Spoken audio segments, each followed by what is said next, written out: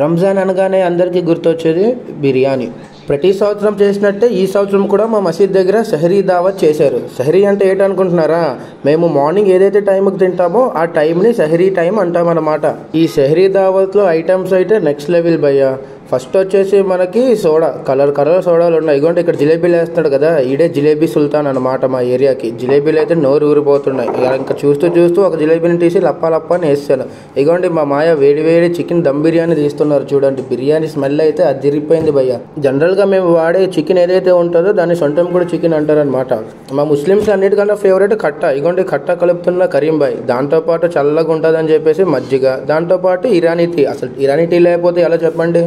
ఇంకా main items విషయానికి వచ్చేసరికి రుమాలి రోటీ, కట్ట, కచ్చంబర్, బిర్యానీ అండ్ దాంతోపాటే ఒక స్వీట్ కూడా పెట్టారు.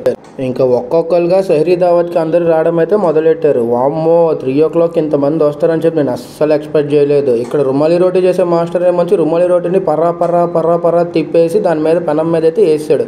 ఆ పెనంలో రివర్స్లో ఎందుకుంటో నాకైతే అర్థం కావట్లేదు. వేడి మిల్క్లో జిలేబీ వేసుకొని ఒక గ్లాస్ అయితే వేసాను. దాని తర్వాత అలా మా ఫ్రెండ్ గారి దగ్గరికి వస్తే ఆడొక సోడా కొట్టి ఇస్తాడు, అది కూడా వేసాను. ఇంకా ఫైనల్ ఐటమ్ బిర్యానీ.